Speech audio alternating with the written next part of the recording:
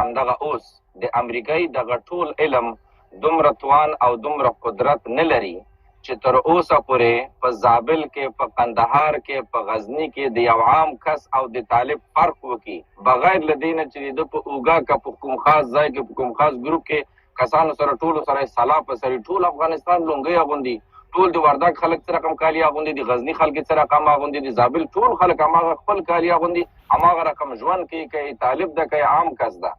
تا دغه ټکنالوژي له کومه کړه چې تا دومره عملیات وکړل او تا د طالبان وپېژندل؟ دا مخابرې د دې یو رقم مخابرې وې چې دغه کشفي مخابرې ورته ویل چې یو ښه نوم یې درلوده چې دا خبرونه به یې اورېدل. باور وکړه داسې یو دروغې خبرې، داسې یو دروغ ترجماني چې حیرانه ورته پاتې چې دوی یعنې هغه منافقت لارې ته وګورې چې دوی څه شی جوړ کړي دي. امریکایان په دې باندې شاهدي وایي. په خدای باور وکړه ډېر شرم ده، زه شرمېږم چې د افغان نوم نن کوم ځای کې په دغه آریانا سعید باندې ولې شرمېږم؟ د دې لپاره چې د دغې خاورې ده. که نه ګوره نور خلک د افغان ښځه دی او پاکستاني ما ته څه وایي، پاکستاني ته څه ورته وایم؟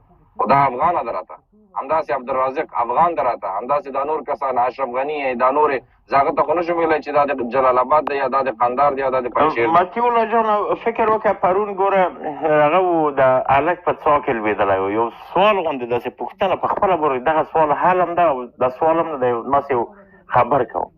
پرون بله ورځ دغه هلک په څا کې لوېدلی و، ژوندی الله دې وبخښي، خو هغه بیا جنتي د طفل نه بود. ته خو سړی که دوام کوي سړی باید موږ ځوان ته دوام کوو، طفل بیا جنت مال ده او الله چې په دغو ستنې کې هغه واخیست طریقه درته یم د همده په کار و او دا یې قادر دی موږ یې پیدا کړي وو او نیستولی مو شي، هېڅ په دو کې څه نه وایي، مرګ هم دی. اما پرون چې بله ورځ ته ولې څونه خلک وو، دا غونډ مجاهدین نه وو، غونډ کالي اغوندي. نو راشه په دو کې ته ماته خلقی، پرچمی او اربکی او مجاهد را پیدا کړ. دا د موږ د خلکو کالي دي، دا د موږ د خلکو عنعنات دي. دی به راغله په وردګو کې یا په میدان کې یا په پغمان کې ګرځېدل به په کلو کې، دا ښه سړی ده، دا بد سړی ده، دا په کس کې د دی سره ورجان ناظرین پرته ده او دی هره ورځ ډوډۍ دی ورکوي او دی پې پوهېږي. دا وهه دا نه وهم دا څنګه د امریکایانو قسم درته خورم په وردګو کې یو کاکا یې خوښ نه شو، دغه کاکا په کور یې چاپه ووهله، پې ورننتل، هغه دروازې په خوله کې و، د یو امریکایي عسکر خوښ نه شو. نو موږ چې وهل کېدلو نظر په لکه سړی چې نقاش ته ځي غوا اخلي، این گو خوب است، خراب است، نمیکشم، میره قربانی نمیکنم، ارزان میتی نمیتی. مو حیوانات بود امریکایان تا که هر سه گوشت بندی میکنم گوانتاناما دوسیه موسیه معلومه نه و بولی پلیچرخی ببرش، پلیچرخی ببرش، بگرام بیارش، بگرام میارمش، از تیاره پرتوش، از تیاره میندازمش، لطش کو لطش میکنم، دندانش بکش، هر سه په مخ کول. که سړی چې ورجانه یو خلاص یو بازیچه و. فعلا پرون دغه خلک چې ګرځېدل په دو کې نه مجاهد معلومېده، نه ښه معلومېده، نه بل معلومېده. دا د افغانستان د خلکو کلتور دی، که څوک غواړي که نه غواړي موږ دا لونګۍ تړو، که څوک ژاړي خاندي ځان د بامه راغورځوي، دا د موږ کالي دي، دا د موږ عنعنات دي، د نیکه او د بابا نه راپاتې دي.